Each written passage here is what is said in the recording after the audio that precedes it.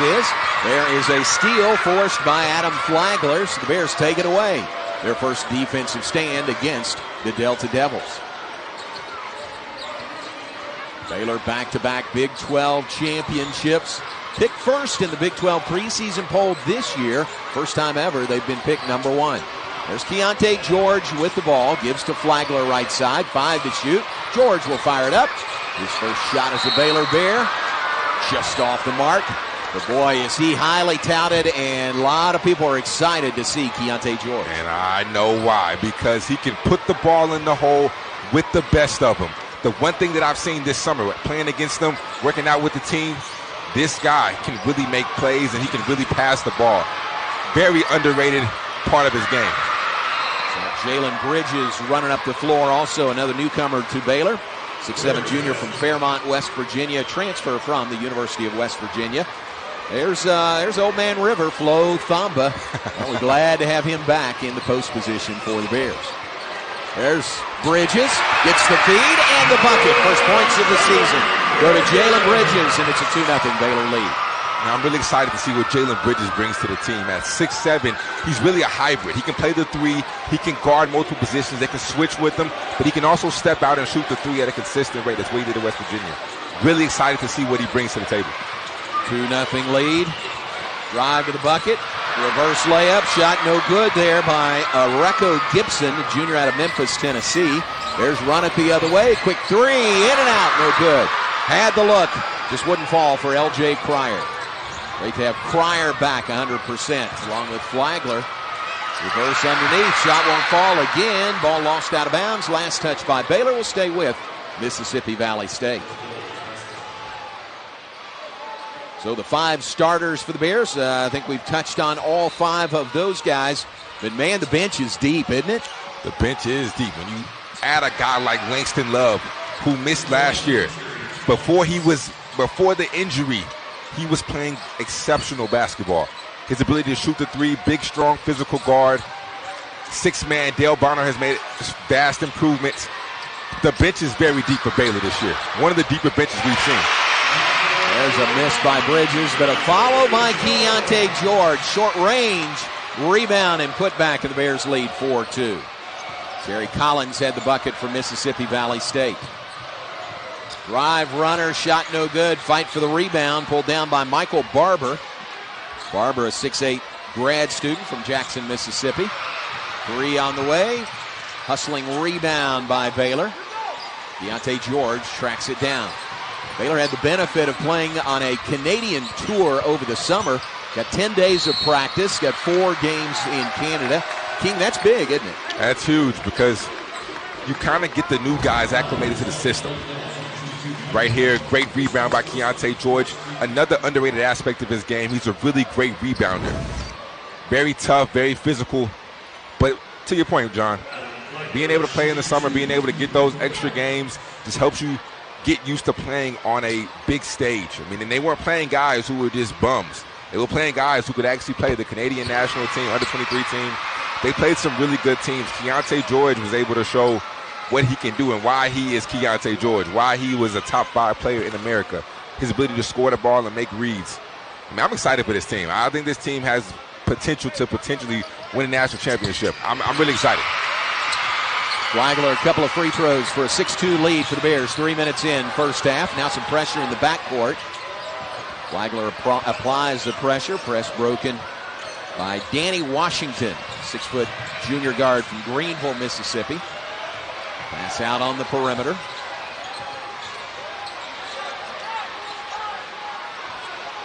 (6-2) the Baylor lead. Drive, off balance shot, no good, but a travel is called. So traveling call on Washington. Ball goes over to Baylor. Our officials for today's game: Jeb Hartness, our lead official; Craig Murley, Jabir Walker.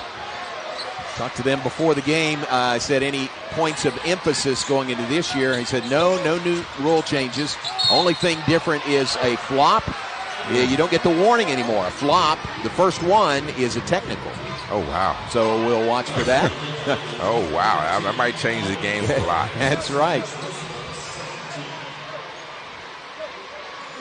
Foul on Stedick will put Jalen Bridges at the free throw line for the Bears. Bridges, a transfer to Baylor from West Virginia. There's a played against him the last couple of years. Now he's wearing the Baylor green and gold. 6'7" junior from Fairmont, West Virginia. Yeah, it's weird seeing him in the green and gold. I mean, we used to seeing him in the West Virginia gold.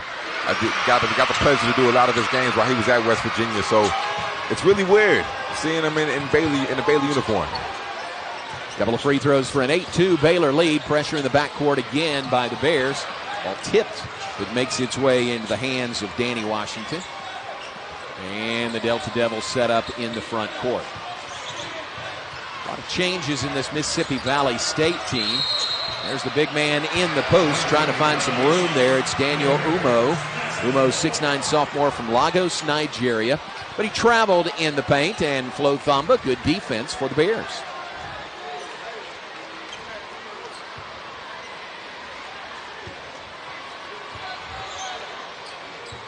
So the same starting five still out there for the Bears. 4 minutes in.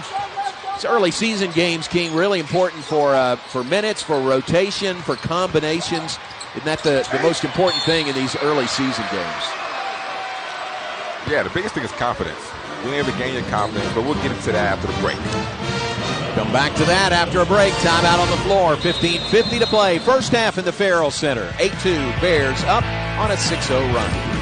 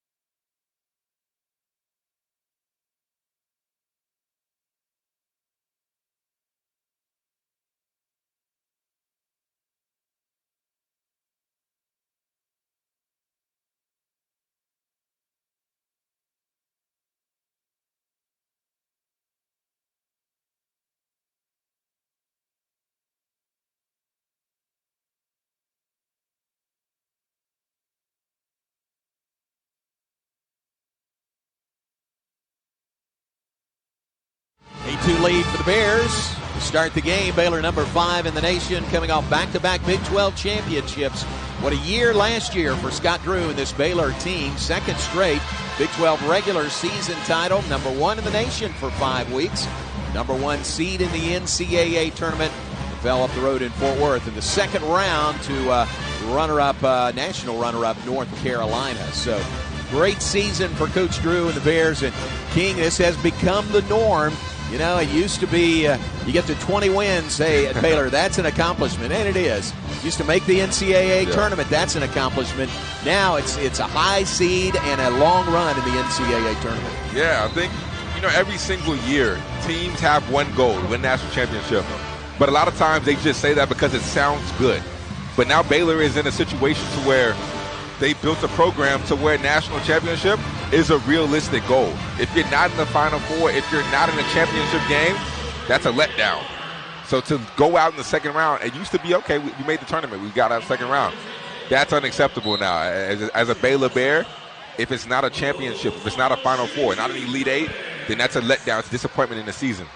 So shout out to Coach Drew and the staff. They're doing an incredible job and really have built something special from the ground up. A couple of subs off Coach Drew's bench coming out of that timeout with Flo Thamba at the line. Dale Bonner is on, 6'2 senior out of Shaker Heights, Ohio. And Caleb Lohner is on for the first time in a Baylor uniform, 6'8 junior, originally from Flower Mound, Texas. He is a transfer from BYU. I really like Caleb Lohner. And the one word that I describe him as is tough. Yeah. I think he brings a toughness to this team, almost kind of Mark Vital-esque, but not the same. It looks a little bit differently. But his toughness can really translate and help bring Baylor success. And they're going to need that because they're really talented, but the toughness sometimes can be in question. Josh Ojanwuna is on as well for the Bears, taking over the post position. Good defense by Baylor. Forces another turnover on another travel. Boy, those turnovers have been plentiful for Mississippi Valley State here early because of that high pressure by the Bears. This is great defense right there. Trap in the corner. Everybody rotated. Great defense right there from Baylor. The guy had nowhere to go. 9-2 lead for the Bears, nearing the 15-minute mark here in the first half of the season opener. Bonner drives, kicks it back outside. Good ball movement. Nice pass on the baseline. Ojanwuna shot no good, but an offensive rebound for Baylor. Back outside to Cryer, to Flagler. Lohner on the baseline, left it short, got his own miss and put it in. That was great ball movement right there. That was a great possession. The ball was swung at least 3 times. Dale Bonner got to the paint, kicked out. That was a great offensive possession because that's one of the key questions of this Baylor team. You have great guards, but none of your guards are truly point guards. You don't really have that floor general who can create shots for others. But can all of these guys share the ball enough to where they don't necessarily have to be point guards, but they can just be good basketball players? What about sharing the ball? An unselfish pass there by Dale Bonner to Caleb Lohner for the dunk. Timeout, Mississippi Valley State. Bears on an 11-0 run. 4 turnovers the last 3.5 minutes. Baylor's built a 13-2 lead. It's a great pass right here, and Caleb Lohner getting up for the slam. He's really athletic. Don't get it twisted. Caleb Lohner is extremely athletic. This is a great pass. Dale Bonner, who's made so many improvements in his game this offseason. Caleb Lohner for the slam. Look at Bonner. He made the pass. He turned around and ran back down the floor. He didn't even have to watch it. He knew what the finish was going to be. Terrific assist there. Baylor defense has been good very early. The score sort of speaks to that, but they forced 4 turnovers by Mississippi Valley State. 7 points off turnovers by the Bears. Here's a breakaway. That'll be a bucket for the Delta Devils. Alvin Stredick, one of 2 Texans on the roster. Stredick, 6'8", 220-pound junior from Bay City. Basket makes it 13-4. Baylor on top. Flagler into the paint, back outside, now to Cryer. Got the experience Baylor has, those guard spots. Finger roll, won't fall. Flagler, Cryer, Bonner, those guys have played a lot of basketball, played in some really big games for the Bears. Yeah, I think the Bears have the best trio in the country. The only trio of guards that I think can compete is Houston. When you look at Houston with Jamar Mark, Marcus Sasser, Jamal Sheed, those 3 guards maybe can match up with the Baylor 3 guards. But other than that, I don't see a trio of guards being able to match up with Baylor. This 3 there by Flagler. 13-4, Bears on top. We're in the first half of the first game of the season. Layup attempt is a little too strong, and the Bears up the floor, give it right back. There's a foul on the perimeter. It's the area Josh just has to get better at. He's a freshman, he's young, he's going to make mistakes. He threw the turnover right there and then fouled a 3-point shooter. You cannot do that. Coach Drew always talks about not letting one mistake lead to 2. You can't throw the turnover and then foul a 3-point shooter right there. Earlier in the press, he wasn't back. They got an easy layup. He's a freshman, he's going to make mistakes, but he has a lot of potential, a lot of upside, very athletic, NBA athleticism, but he's young. He's going to make mistakes. He will improve. Talking about Josh Ojanwuna, 6'10", 230-pound freshman. He's from Asaba, Nigeria. And there's going to be some moments for him. Baylor needs really some inside presence in there in addition to Flo Thamba. Yeah, the interior of Baylor is probably another question about this team. They don't really have that much depth in the front court. You have Flo. We know what Flo brings to the table. You have Josh, who is a freshman, and you also have Zach. You don't really have that much depth. Outside of those three, then you have the two wings and the hybrids in Jalen and Caleb. So how will Baylor be able to, what word am I looking for? How will Baylor be able to adapt with the lack of front court depth? Bonner a three, right side, no good. Lohner high for the rebound, grabs it in traffic, fights off the Delta Devils, but a traveling call. He says he was getting scraped all over his arm. Lohner's out there. We saw Langston Love come in that last stoppage in play. 6'5", redshirt freshman out of Universal City, Texas. Really excited to see him on the floor, King. Definitely excited. Last play, that's an example of who Caleb Lohner is and what he can be for this team. He kept the ball alive, fought for it against three players from the other team. He's a junkyard dog, and that's what he brings. There's Keontae George, the breakaway, and the foul will put him at the line.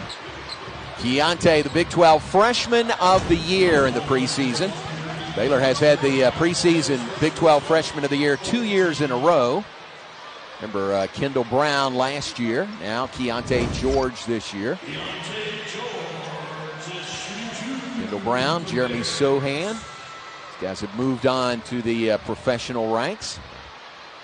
Sohan found him a good spot in San Antonio, didn't he? He did find him a great spot in San Antonio. I think he fits that system perfectly. He's not really one of those players who was super flashy. He's really a team guy, going to play defense, share the ball, play basketball the right way, and that is what the Spurs organization is all about. Yeah, it seems like a really good fit for him. Because James Akinjo has moved on also. Matt Meyer was here for the last few years. Meyer now at University of Illinois. There's Keontae George, highest recruit ever in Baylor basketball history. You know, as good as Keontae George was coming in here, I have been impressed by how much better he has gotten throughout the whole summer and throughout this whole offseason. His ability not only to transform his body, but to be able to buy in defensively. At first, he was an offensive guy. He didn't have to play much defense in high school because he was that much better than everybody. But he has bought into the Baylor defensive scheme. He has bought into being able to share the ball, not really being necessarily the quote-unquote main guy. But his buy-in has been phenomenal. Not afraid to work. In fact, very willing to work on the defensive end. Keontae George. It's going to be a push, a Baylor foul. Timeout on the floor in the Farrell Center.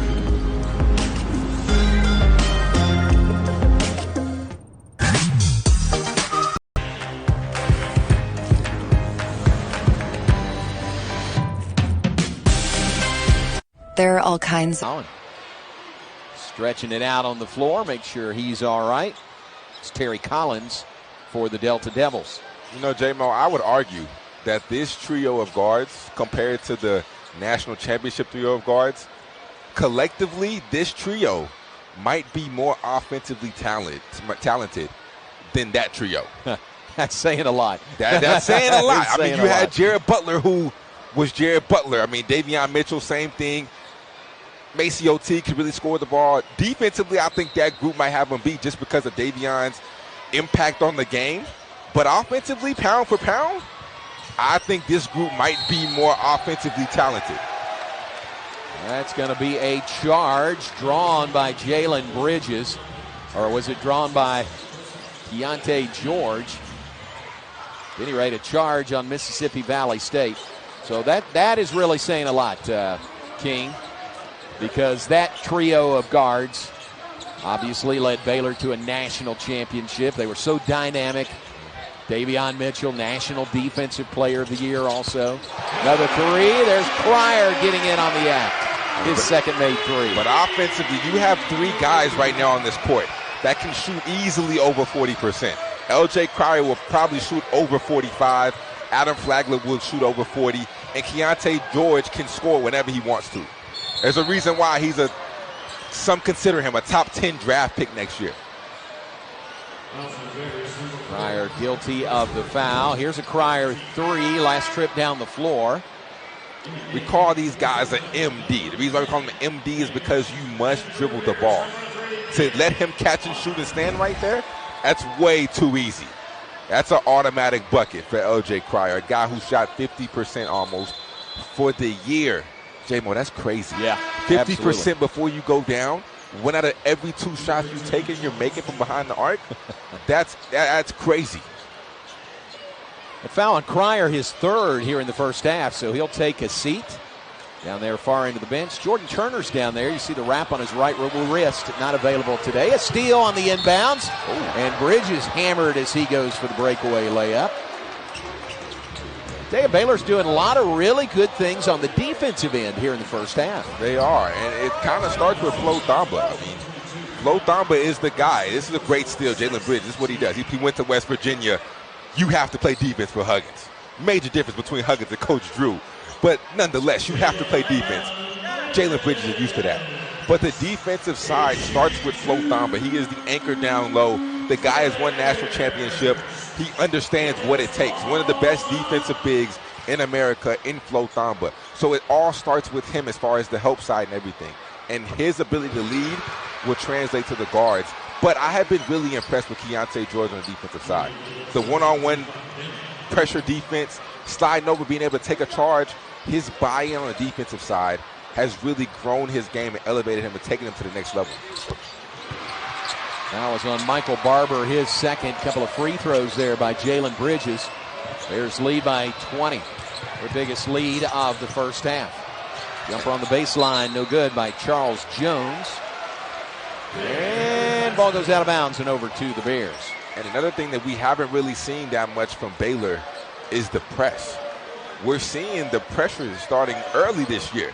And when you play with 3 guards, when you have 3 elusive guards who can really get up in you and guard, and the 4-man, when Jalen Bridges and Caleb Lone are being as athletic as they are and as long as they are, that allows you to be able to provide pressure. Normally they sit back in the half court and they guard that way. They provide pressure through the half court. But that full court pressure that we're seeing is something that we normally don't see from Scott Drew and his teams. How about that ball movement last time down by the Bears? Bridges spotted the open man, Dale Bonner, who knocked down the triple. And the Bears lead it now 33-10. A 17-0 run over the last 2.5 minutes by the Bears. And Baylor gets the ball back. 6:45 on the clock, first half. Zach Loveday makes his first appearance of the season on the floor. 7-foot junior from Gallipolis, Ohio. There's Zach, now a veteran, you'd say, in the program as a junior. I think Zach can be huge for this team, and the reason why is we talk about the lack of depth in the front court. And with Josh being a freshman, he's going to have his ups and downs. Some days good, some days bad. But Zach has to be consistent. He's been here long enough to where consistency is the name of the game. When you come into the game, what can you provide? Because you're going to be called upon, either sooner or later. Some point in the season, he will be called upon, and his response to how he can play, how he can produce, will be huge for this Baylor team. Well, there's a bucket right off the bench for Zach Loveday. Puts the Bears up 35-10. Now a 19-0 run by Baylor.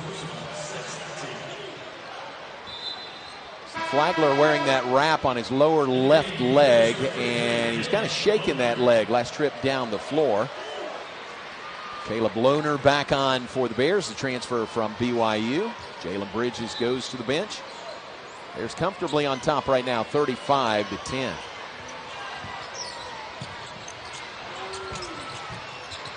Short jumper is no good. The rebound and the putback and a foul is coming on Zach Loveday.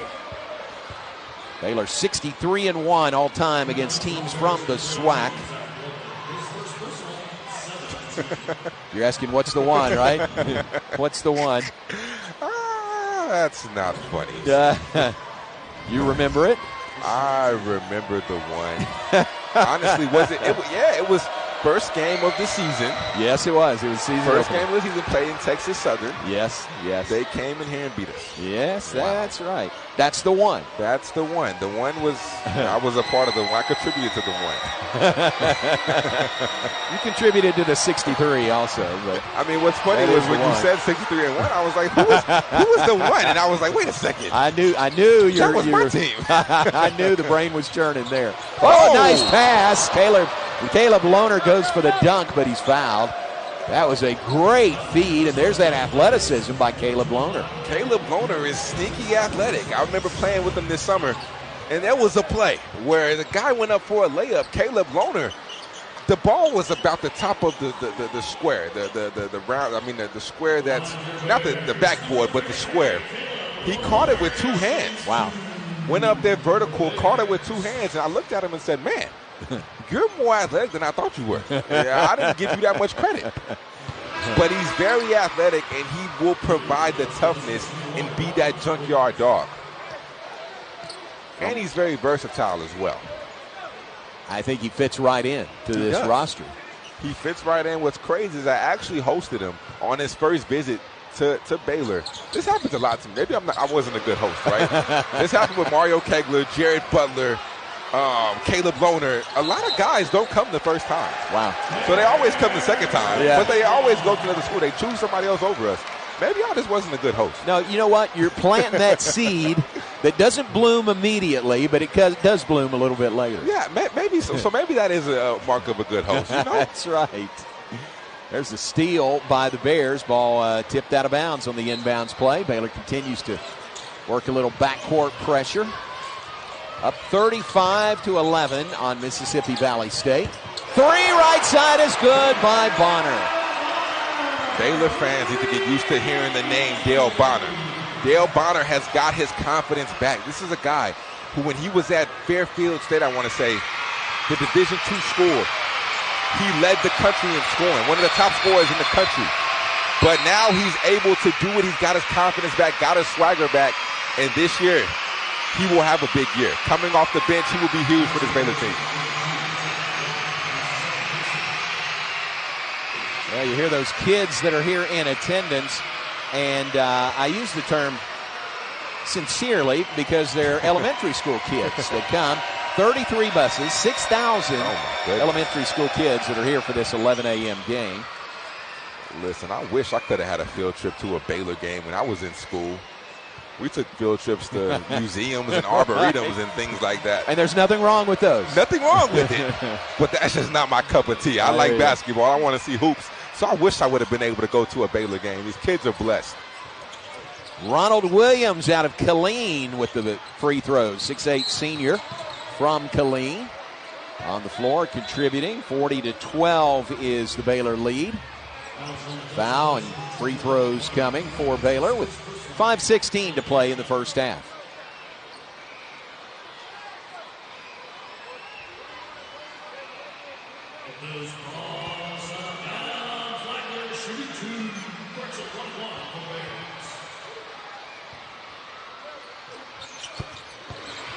Flagler free throw, you'll get the bonus. So not to dwell on the 63-1, but that Texas Southern loss is the only loss all time by Baylor to a SWAC school. And it's one of only 2 losses by Coach Drew in a season opener. Oh, wow. The other one, unusual circumstances. It was the year Baylor didn't play the non-conference schedule and opened the season with a game in Lubbock against Texas Tech right at the first of the year, and the Bears fell in that road game at Tech. That was their first game of the year. Yeah, I think that's understandable. Yes. You can get a pass for that one. The one we lost, there's no excuse for that one. we get no pass. And then we lost to SFA that same year. Oh, my goodness. I'm not bringing up Texas Southern again, okay? Yeah, that's a sore subject. Foul on Keontae George. That's his first. Free throws for Charles Jones, 6'5" grad student from Detroit. But we did turn it around. Let's just not leave it there. Let's at least give a happy ending. Yes. We did turn the season around. For those who don't know the full story, we ended up making the tournament that year and losing to Gonzaga in the second round. but we turned the season around, okay? Very much so. Very much. We started from the bottom, and then we ended up, doing what we were supposed to do. One game does not a season make. That is for sure. Bears work the weave, top of the key. Ball in the hands of Bonner. To Lohner on the right side. He'll drive into the paint, spins, tries to muscle it up, and we got a foul. Caleb Lohner headed to the free throw line. The foul on Alvin Stredick.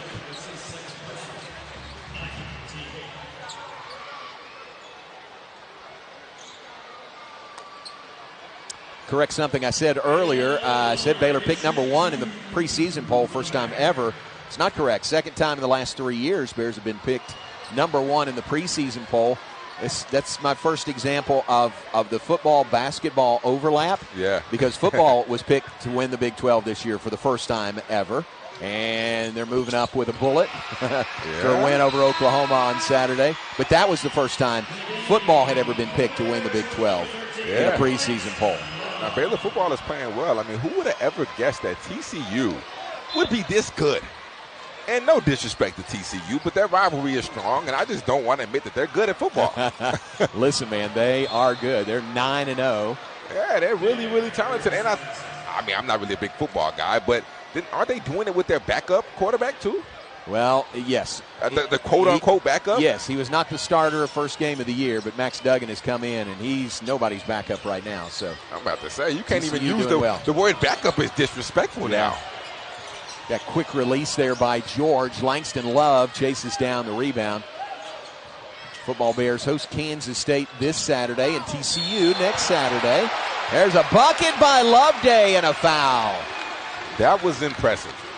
Zach Loveday's ability to catch it high, keep it high, and finish like that. A lot of times when you're in that situation, you have a guard on the backside. You bring it down, it's getting stripped. Zach Loveday kept the ball high right now. Look at him. His ability to keep it high, keep it above. Had he brought it down, it would have got it stripped. But that's impressive right there. Zach Loveday, his job can be super simple, J-Mo. Set screens, be in plays like that, defend the rim, easy. When you're playing with good guards, they can make a big look really well. So Loveday, a couple of buckets, missed the free throw. Foul on Lohner going for the rebound. Gets an explanation there from Jabir Walker, one of our 3 officials. Walk to the other end and shoot free throws. Baylor has to fix this fouling issue. They fouled a little too much. I know Coach Drew, that's going to be one of the points of emphasis, being able to guard without using your hands. You have to be able to limit the fouls, especially when you're playing a team who is on your same level, a team who, and you're in the Big 12. You can't send a team to the free throw line this many times. You know, that's a really good point in a game the Bears lead by 30 right now, but it's a really good point. L.J. Crier's sitting on the bench with 3 fouls in the first half. In a game that starts to matter, you get in conference. You play Gonzaga early on in the year. Those teams are too good for you to foul that much. How about the blow-by Dale Bonner for the bucket? But that's the good thing about Dale Bonner, getting his swagger back, getting his confidence. L.J. Crier goes to the bench. It's okay. It's cool. We have Dale Bonner to be able to go hand in hand and be able to, there's no drop off pretty much. When he comes in the game, it's the same level of impact.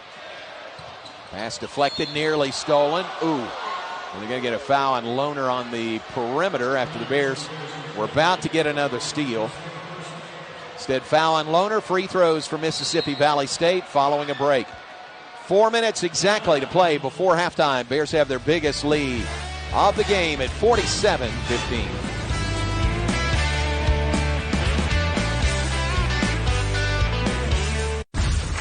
Being the best takes hard work.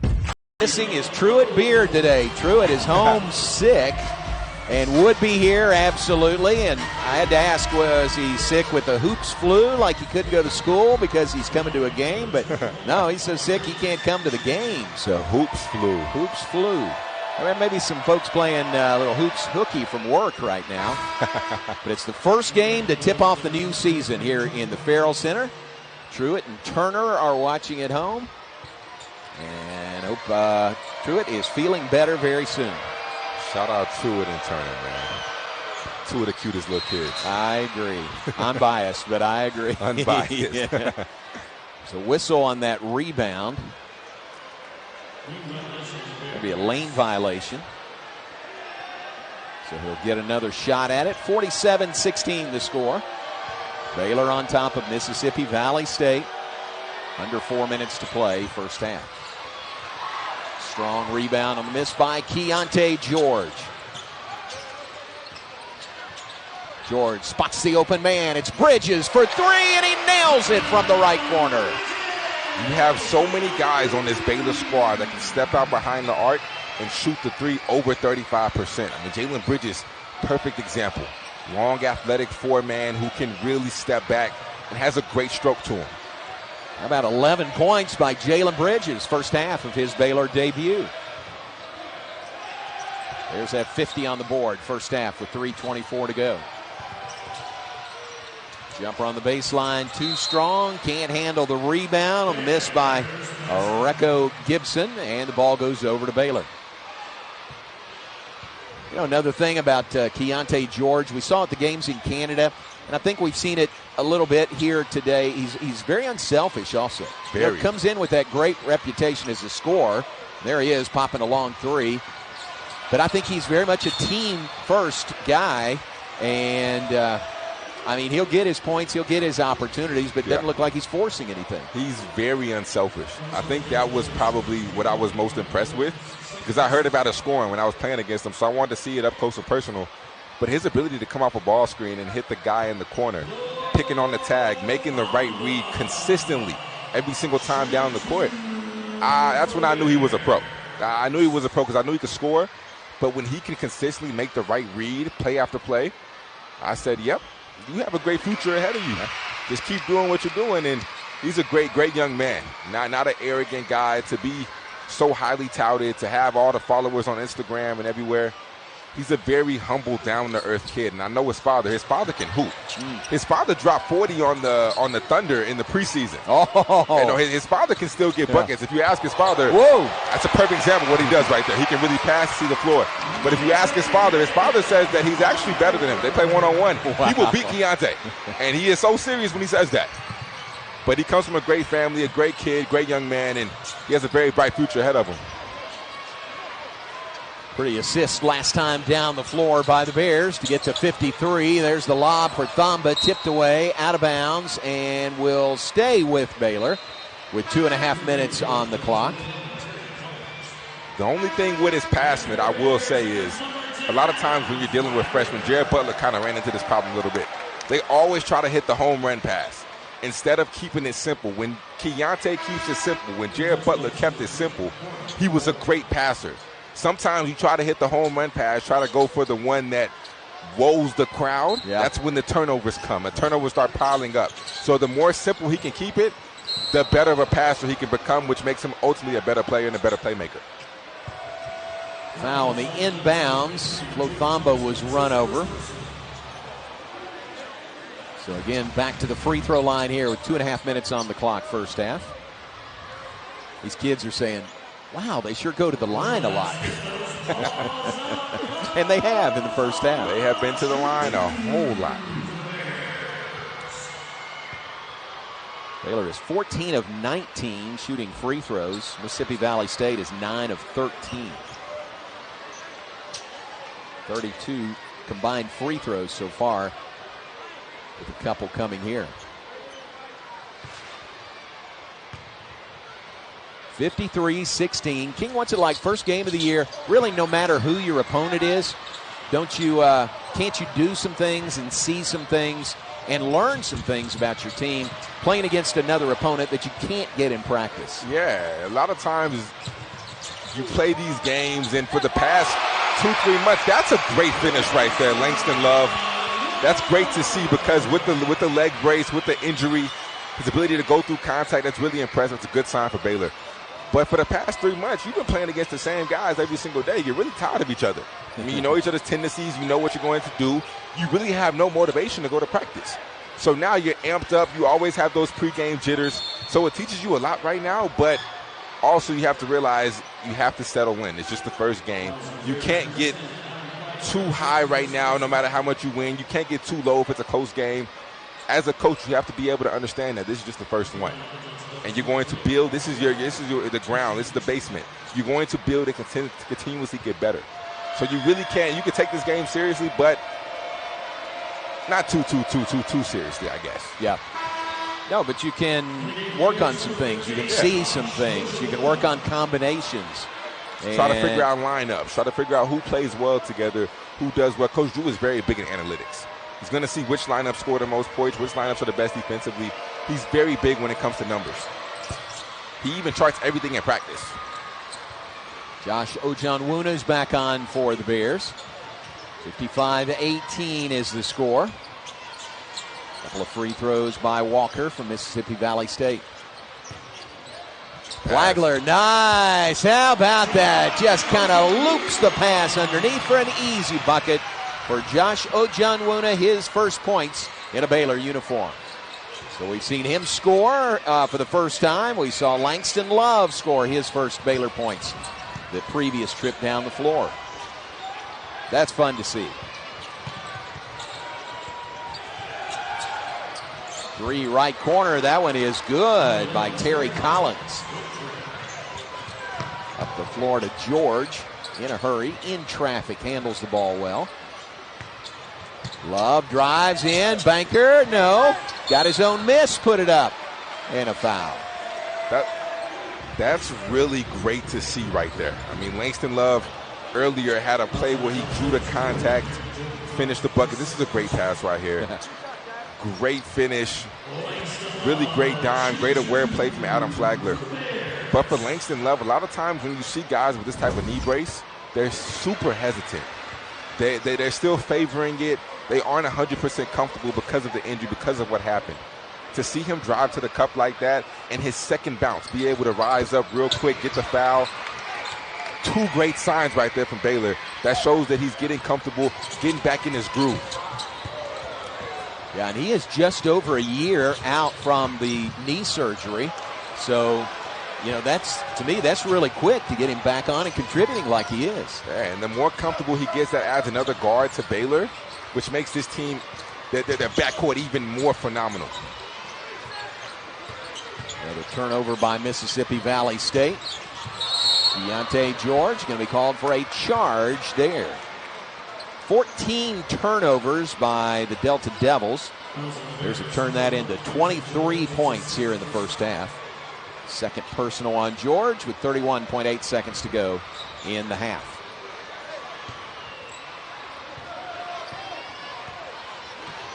A little over a second difference in the 2 clocks. Mississippi Valley State brings it up. There's played a lot of players in the first half. Done really good things offensively with 59 points on the board. Really good defensively as well. That'll be a foul on Ojonwuna, his second. And we've seen a lot of free throws. A little too many free throws. Hey, so what do you think? It's an 11 a.m. game, Central Time, opening day of college basketball season. There's all these teams that are out there that are gearing up to play probably tonight. Yeah. You think guys like Paul Mills and Sam Patterson and maybe Jerome Tang and those guys are out there maybe tuned in to us to get that first taste of college basketball? Yeah, for sure. I think this might be the first game of the season. I think it is. Yeah. So all of those guys are definitely tuned in. There's a lot of basketball fans tuned into this game just because Baylor is one of the best teams in the country. Baylor has a legitimate shot to win a national championship. So I think this is definitely a game to tune in. And if, all those people you just named, if they're tuned in, much love, man. That's right. They've contributed a lot to this Baylor program. Banners hanging in the Farrell Center because of their contributions to Baylor basketball. Flagler, the drive, got hit, but laid it in. That's really good body control at the buzzer to get the bucket that gets Baylor to 61 points in the first half. Dominating first half by the Bears. They lead by 40 at the intermission. Flagler, the bucket to end it. 61-21. Baylor up at the half.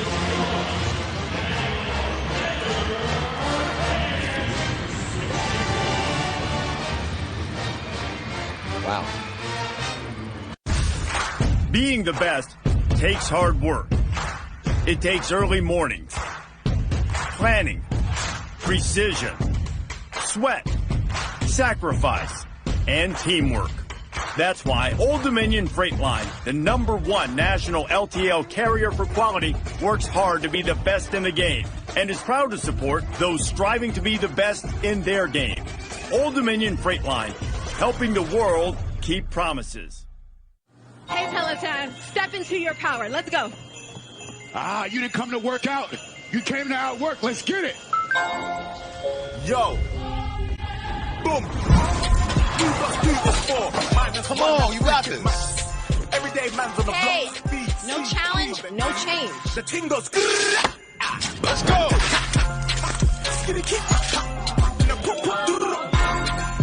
Try Peloton risk-free with a 30-day home trial. Terms apply. My dad was a hard worker. Can really play. And Iowa is a great State's really defender. good. Iowa State, they've been good. The way they shoot the ball is phenomenal. But I think that they won't finish for it. I feel like they'll be up there in the top. At least I'm rooting for them, too, at least. There's a little give and go to Keontae George to begin the second half. And, oh, look, we're going back to the free throw line. 61 points by Baylor in the first half, ties for the 9th most in school history. 61 points. So here is George, the freshman.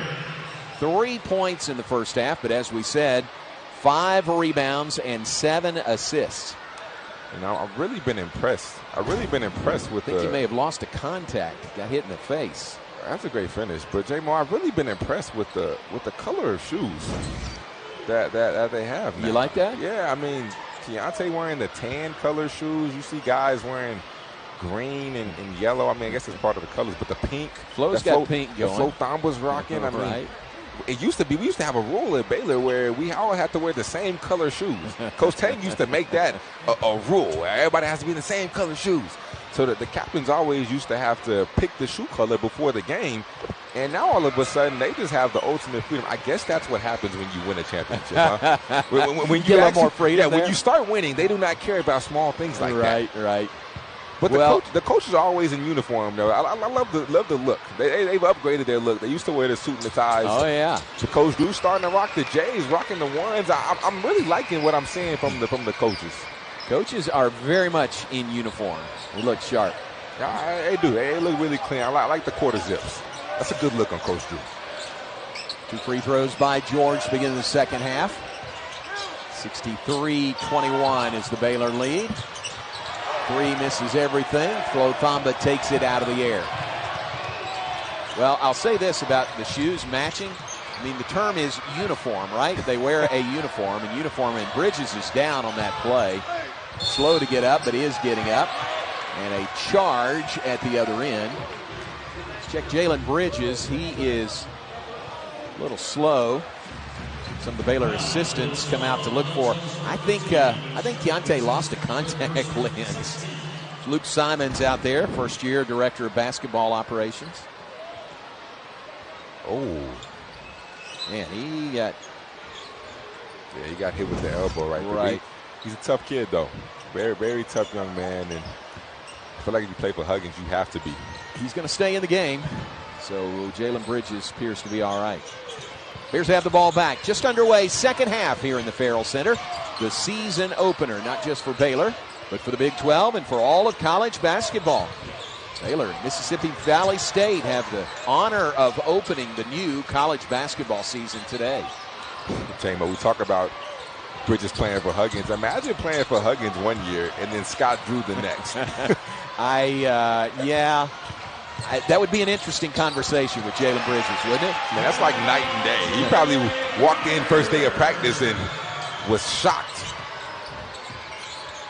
Nice drive to the bucket and layup that puts Baylor up 65-21.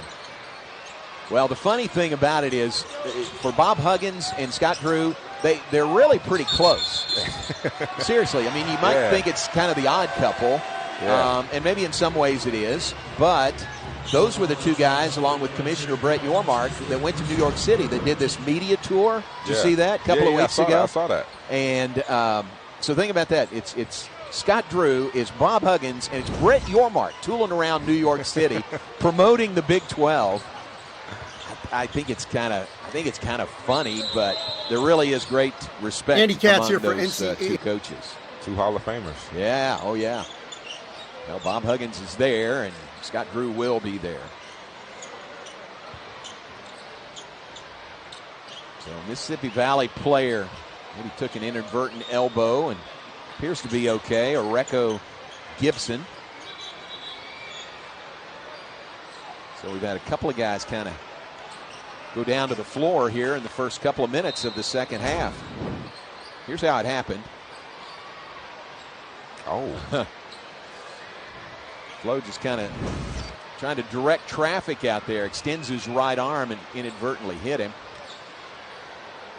Gibson will go to the bench. Head coach George Ivory looks on. Scott Salmon's part of the crowd here in the Farrell Center today.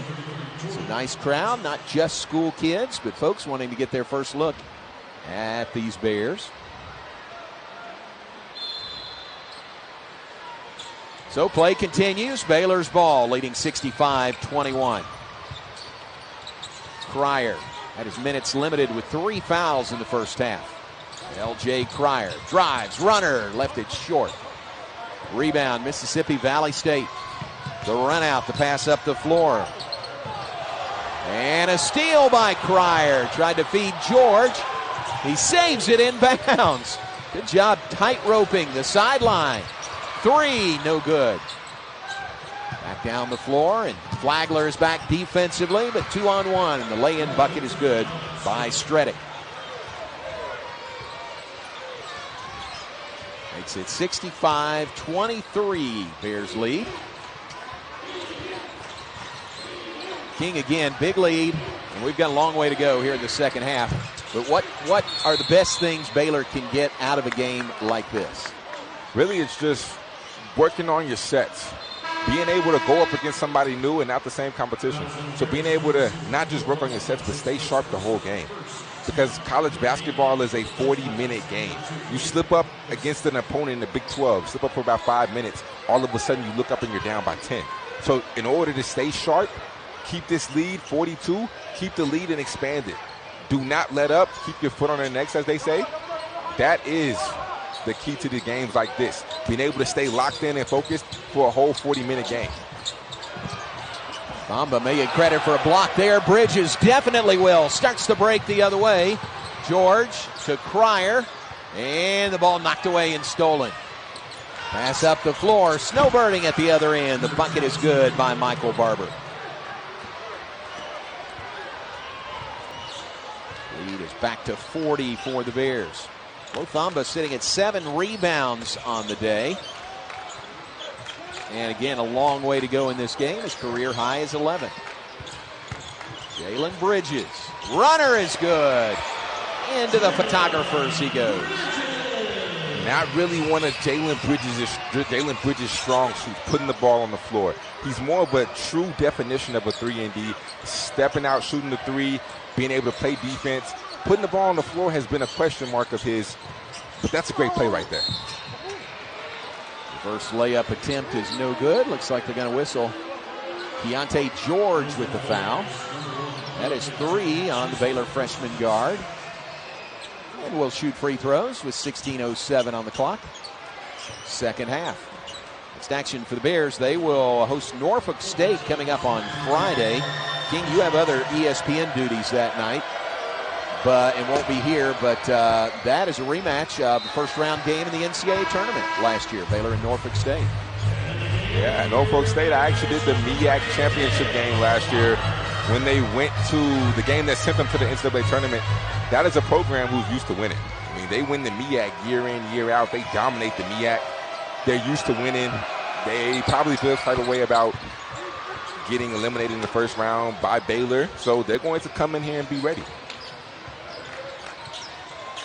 Comes up on Friday night. We'll have the broadcast on Big 12 Now on ESPN+.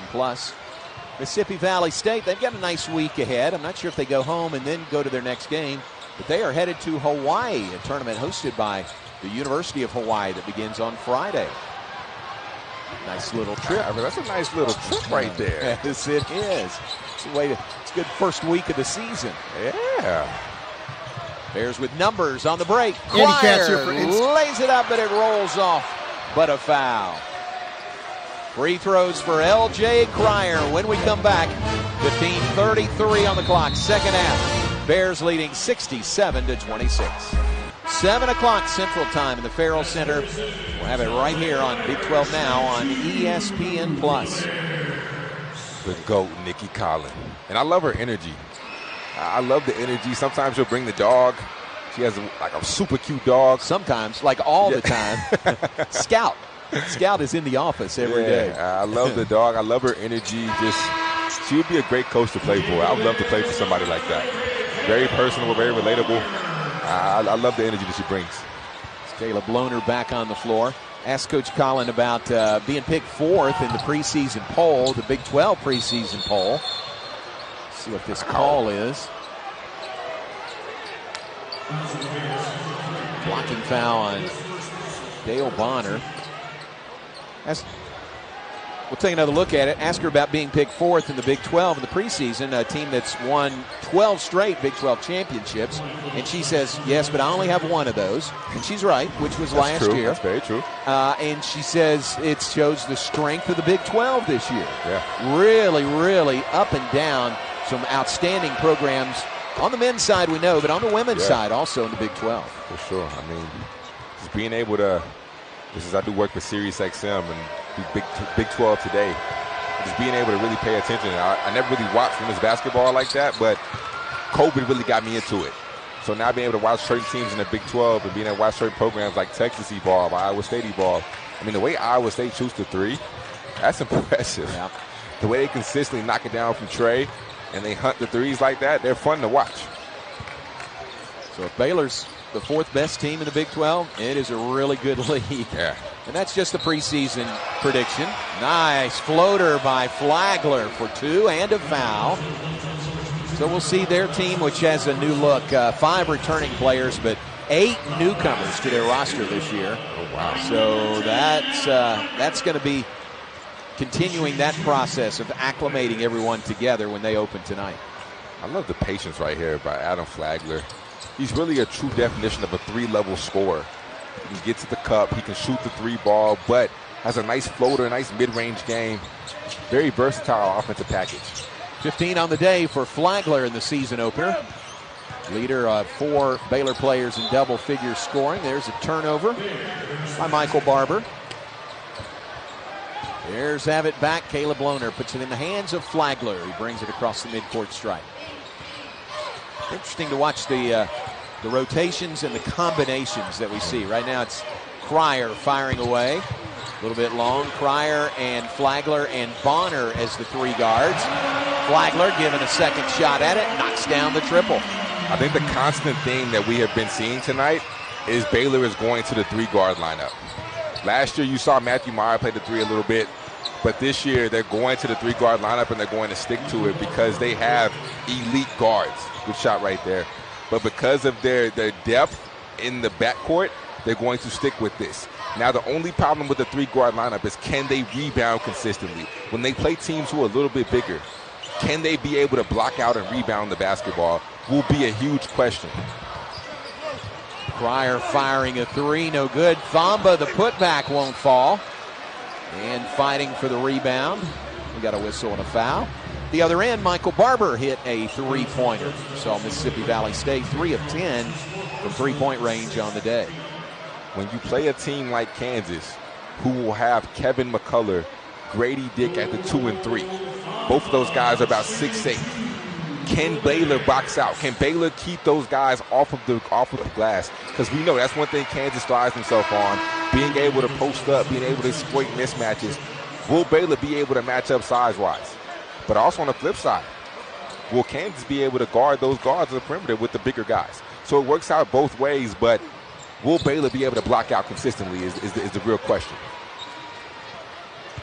Well, they have great depth at the guard position, as has been on display today. Really great depth overall, so it's going to be fun to see how that best works out, what the best combinations are.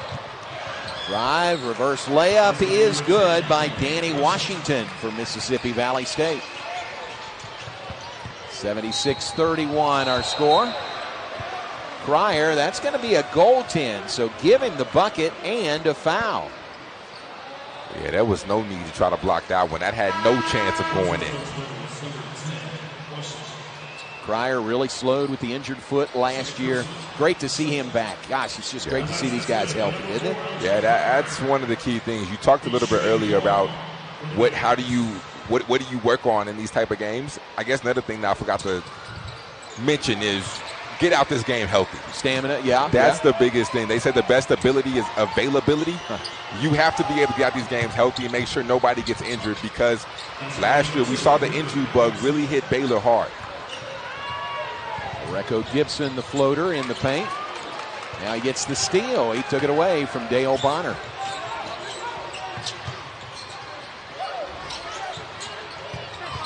"13-minute mark. Second half season opener. Caleb Lohner, the rebound for the Bears. Originally out of Flower Mound. Comes to Baylor from BYU. Bonner, the open three is good. Splashes it from the corner. They're sitting at 82 points with just under 13 minutes to play in this game. They had 61 at halftime. Scoring the ball will not be a question for this Baylor team. Foul on Lohner. Free throws coming for the Delta Devils.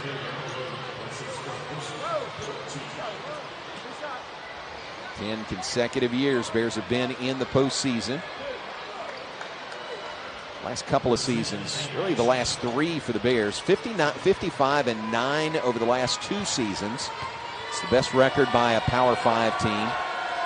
And 81-13 over the last three seasons. Best by a Power 5 team, second best of any school in the nation except for Gonzaga. How about that 3-year run? It's not just 3 years, but the last three have been spectacular for Scott Drew and the Bears. Yeah, Coach Drew, the expectation is winning now. Nothing less. The expectation is winning. Lohner, Cryer, Flagler go to the bench. Bridges, Langston Love, and Keontae George back on. These are really crucial minutes right now. Dale Bonner at the one, being able to see him make reads, the comfortability, because it's one thing to do it in practice. It's another thing to do it in a game. I know a lot of guys who, when practice came on, they were great. The lights come on, they are the complete opposite. They aren't that guy. So the ability to be able to show that you can make plays and make reads right now in the game for Dale Bonner, getting him more comfortable in these type of games will translate to when they start the Big 12 conference play and they play the better teams. That was on the big man Daniel Umo from Lagos, Nigeria. That was his third. Bonner shooting free throws.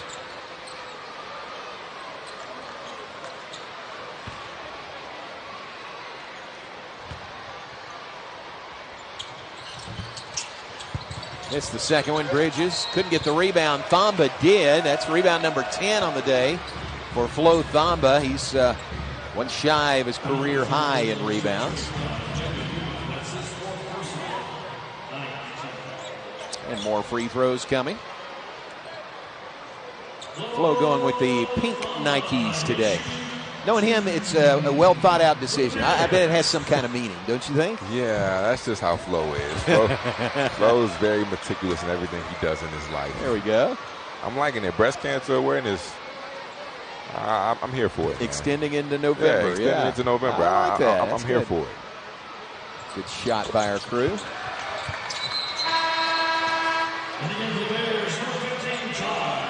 Flo Thamba is one of those guys that kind of has that Perry Ellis effect. Yeah. You feel like he's been there forever. You're like, yeah, Flo Thamba's on the court. He's still at Baylor? I feel like Perry Ellis was there for at least 9 years. That's funny. Like Perry Ellis was on the team at Kansas for a very long time. And Flo kind of gives you that same effect. Other guys said that about Rico also. Yeah. Oh, he's still there? We're glad Flo is still here. Man, I saw a crazy stat. The youngest guy who is draft eligible is, I want to say 19 years old, but they compared the youngest guy to the oldest guy who's draft eligible. The oldest guy in college basketball is 27. 26 years old. Oh, my gosh. His birthday is 3 days after mine. He's Really? 26 years old. And it's like I want to say like almost a 7 or 8 year age difference between the youngest guy and the oldest guy. Crazy stat. Timeout on the floor taken by Mississippi Valley State. We're back. Jumper, no good. 85-37 is our score. Still 11 and a half minutes to play in the game. Turnover, throw it away, bring it the other way. King, you were here not that long ago, but you did miss the days of the NIL. What are your thoughts as a recent grad, a guy with a great platform on ESPN now? What are your thoughts about the NIL?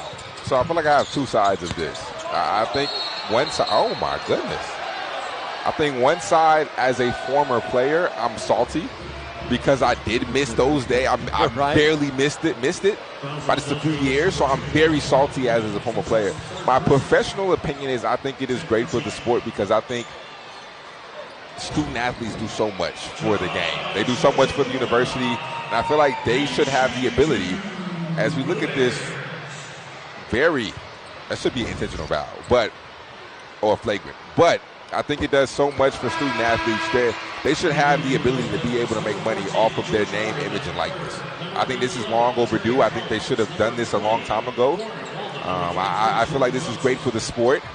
Now, I do think some of these numbers that they're getting they're absolutely outrageous. I mean, I've heard millions of dollars from certain players driving Porsches. I mean, it's nice. I love it.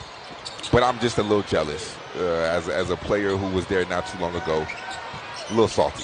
That's understandable. It really is. I mean, you with your charisma, and your fan appeal, you could have had some really good endorsements, I would think, during your time here. Yeah, but I think I kind of ask myself all the time, would that have taken away from my basketball, like my focus on the sport? Because for a guy like me, knew I had the heart condition, knew my chances of playing in the NBA would be slim. So would I have focused more on making the most money I could in college, as opposed to, sometimes late at night you want to get those extra shots up, or during the day get the extra shots up? Would I have focused more of my attention on going to make money as opposed to getting those shots up? I really don't know, but I think it could have potentially maybe hurt me in the long run. Oh, good pass. Nice alley-oop on the inbounds. Beautiful play. Josh Ojanwuna slams it home for two on the out of bounds. Well, I'm all for these guys, making money off their name, image, and likeness, if that's what it is. Yeah. But there's no rules in place. There's no guardrails in place. Now that's real. A lot of this has turned into, I'm just going to say it, a lot of this has turned into, instead of name, image, and likeness with companies, it's more so, all right, our boosters are going to give you this amount of money to come here. This is a great pass right here. Big Josh going up with the slam, showing his athleticism. I really like the upside of this young fella. I think he can really do a lot. He can switch. It's just going to take him time to really be able to get used to a college system, playing on a college court. But back to what we were talking about. It's been legalized, but there's still a lot of cheating in it. There's a lot of wrong in it. So I think there does need to be more rules in place, because some of this is just getting out of hand. It really is starting to come down to, okay, I'm gonna buy my whole team. Right. And a lot of coaches don't want to hear that, but it's the truth. You're buying your players. It's no longer, okay, I'm going to this school for the best fit for me and my game. It's who's going to give me the most money, who's going to offer me the biggest bag. And it is what it is, but there's a lot of wrong still in it. Will they ever be able to clean it up? I have no idea. I don't know. But it was intended for good. Oh. Keontae George, that three at the other end. His first made three as a Baylor Bear. First of many, I'm going to say. So Keontae George now with 8 points in his Baylor debut. That cat can light it up. Yeah, don't be surprised if you see a few 30-point games, potentially 40-point games. He gets extremely hot. Langston Love leads the break to George. Lay it up and back-to-back baskets by the Baylor freshman. A 3, one trip down, a layup on the feed from Langston Love. the following trip. They're sitting at 93 points with 9 minutes to play. Steal by Bonner on the perimeter and a foul. Foul's going to be on Bonner on the steal attempt. About the day by Dale Bonner quietly. He's got a career high in scoring with 14. He's 5 of 6 from the floor. He's 3 of 4 from three-point range. He's got 3 rebounds and 4 assists. It's a nice day. It's the confidence. When you talk to the coaching staff and they tell you who has made the biggest improvements this summer, it's been Dale Bonner. Because we knew he was talented coming in from D2. But it didn't translate last year because he was still getting used to it. The speed of the game was just a little too fast for him. But now everything is starting to slow down, and hearing him talk, he's got his swagger back, and he's ready for this year. He's ready to have a big year. Langston Love, the blocked shot there. Beautiful shot. Blocked it clean. Here's another look at it. From behind, clean block. Shot attempt by George Ivory III, the coach's son. The Bears on the inbound. Langston Love takes it away. Ahead to Bonner, who works. Nice dish in traffic, and it falls in. Josh Ojanwuna with another bucket. Like, even the play right there. I mean, we all knew he was athletic, Dale Bonner, but last year he wouldn't have made that play. But the ability to slow down, change his pace, and be able to find the open big, as we see Langston Love kind of sort of saw him a little hesitant right there with that finish. But Dale Bonner, his ability to just be able to slow the game down and make the right read has really improved. There's absolutely controlling the boards. They come away there without any points. Shot off the mark. Caleb Lohner rebounds. Under 8 minutes to play. Baylor and Mississippi Valley State. Season opener for both. Bears up 95-37. Keontae George. I guess that was a pass.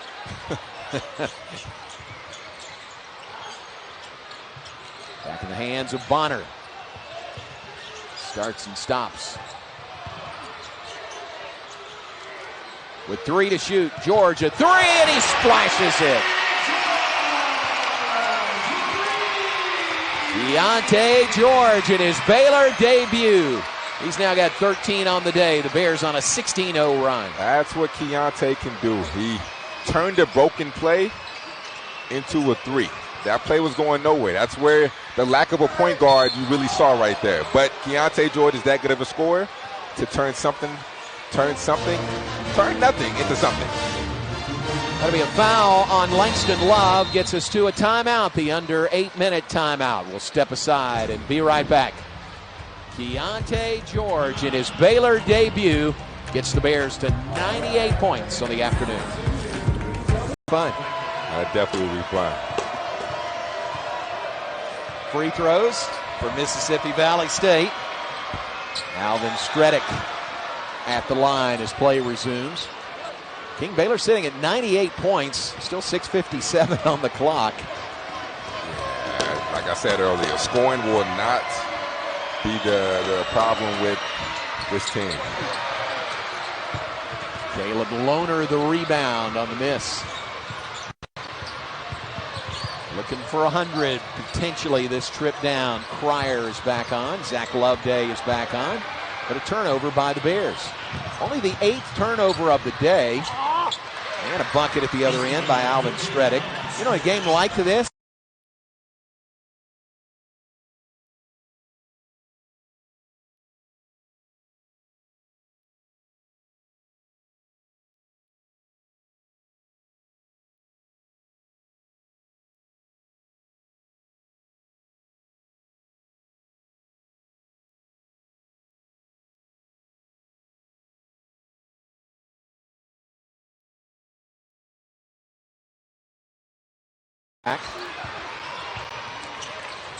Flagler for 100.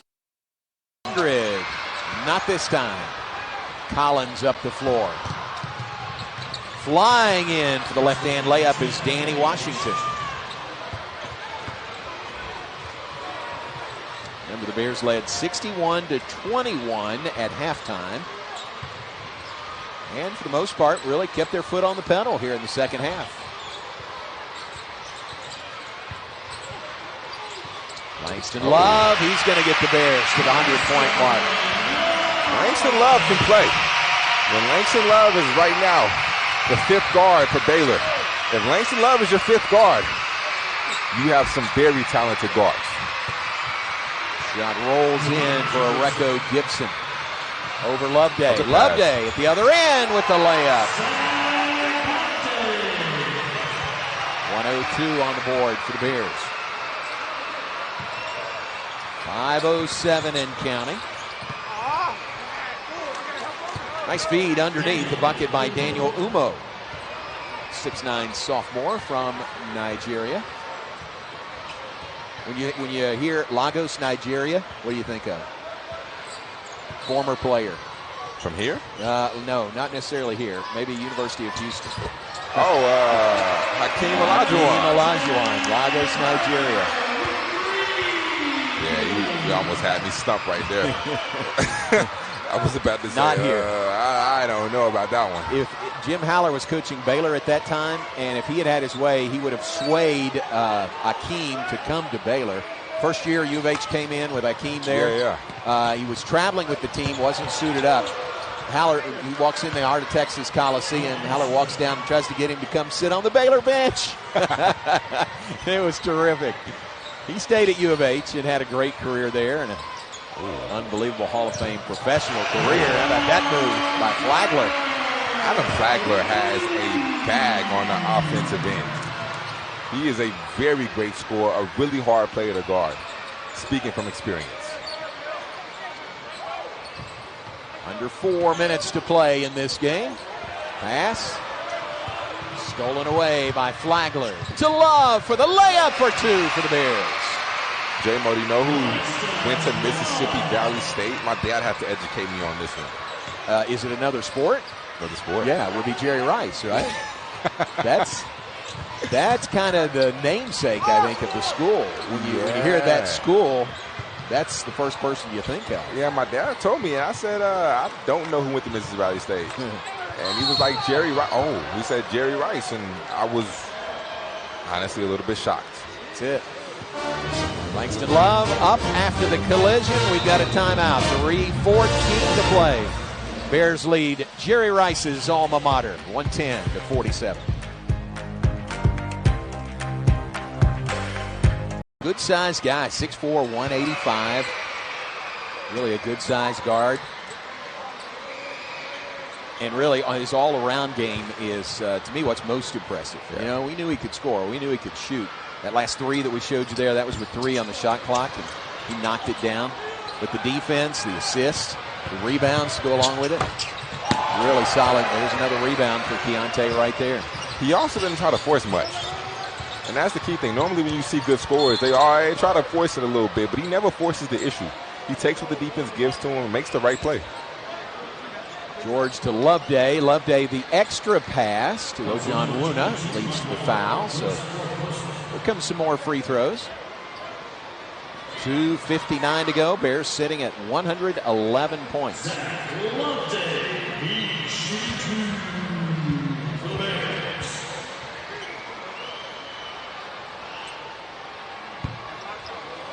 First 100-point game for the Bears since last year against Northwestern State. Won that one 104-68. How about this? 13 points by both Jalen Bridges and Keontae George. The most in a Baylor debut since L.J. Cryer had 17 against Louisiana in November of 2020. So really good debuts by both of them. And Ojan Wuna kind of pulled his hand back so as not to get the goaltend. Mississippi Valley State at 49 points. Bears with 5 double-figure scoring. This time they had 6 players in double-figure scoring. Hard to do. They did that against Kansas State January of 2018. Langston Love showing his strength there. Rips that ball away and is foul. Foul charge to Michael Barber of Mississippi Valley State. That is the 5th foul on Barber. He is done for the day. What do you think? Their next game's at Hawaii on Friday.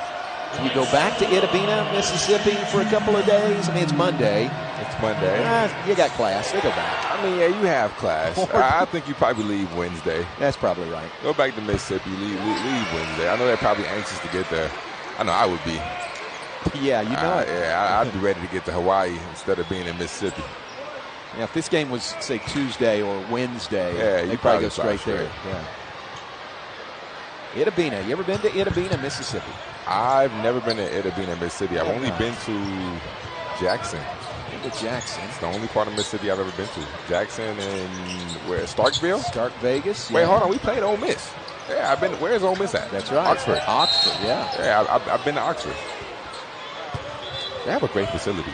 It's really nice. That was building. top notch. That was probably one of the nicer facilities I played in college. It was new, I think, when we played there. Yeah. Either first year or second year, so really, really nice. It was probably a top 3 arena that I played in. Speaking of which, there's a new one on more than the drawing boards here. The Paul and Alejandra Foster Pavilion is, there's steel out of the ground now. It is coming along. Oh, yeah. Oh, I can't wait for that one. It is coming along.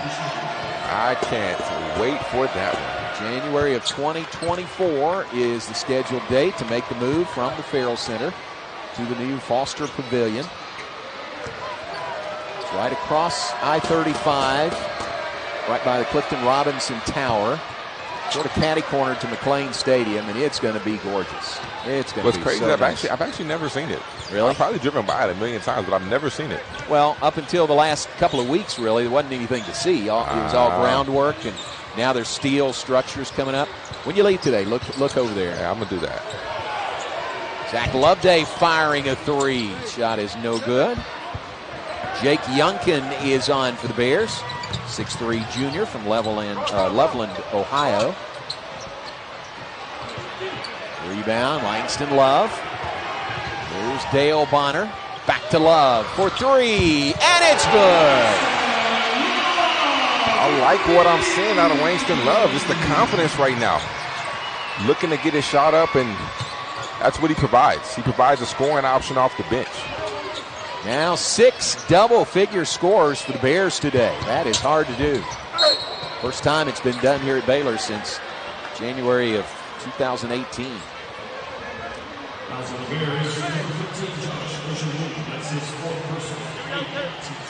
Personal foul, more free throws with 1:07 on the clock. Baylor up 115-50. So again, I think, it's tough when you get a big lead like Baylor had, a 40-point lead at halftime. Yeah. It's tough to keep up, just the energy, the focus, all of that when you've got that big a lead. But for the most part, the Bears have done it here in the second half. They've done a great job of staying focused, staying locked in. To take it from 40 to 60, that's impressive. A lot of times it goes from 40 to 30. You might go a little backwards because second half you aren't as locked in. You aren't playing with the same level of intensity. But they've done a great job being focused and keeping the same level of intensity for 40 minutes. Yeah, biggest lead of the game was what we just saw, 65-point advantage. Now it's 64 in the final minute. Youngkin, he's got a shot at a 3. In and out, no good. His teammates were cheering for him. John Wuna, another bucket on the putback. I always say this, in a game like this, as a walk-on, you do no passing. You do not pass the ball. You have one rule as a walk-on when you're up by 60, and that is to shoot the ball every single time. I remember Jackson Moffitt used to always do this. Would come in the game and would never shoot. If I don't play that much and I get my opportunity, oh, trust me, I am letting it fly. It is going up every single time it touches my hands. Because what's the worst that can happen? Coaches are going to show it in film and say, hey, you should have passed this ball. That's not going to happen. Youngkin. See, there we go. I like the attempt, though. There probably was a foul, but I like the attempt. Delta Devils throw it away at the other end. Bears will have it back with 17.5 seconds to go. Putting the finishing touches on an outstanding season opening win for Baylor. 6 players in double figures scoring. Bears show why they're picked as the number 1 team in the Big 12 today. 51% shooting, And Baylor wins it by a final of 117-53 over Mississippi Valley State. They handled business, did what they were supposed to do, kept the same level of focus for 40 minutes, which is really hard to do.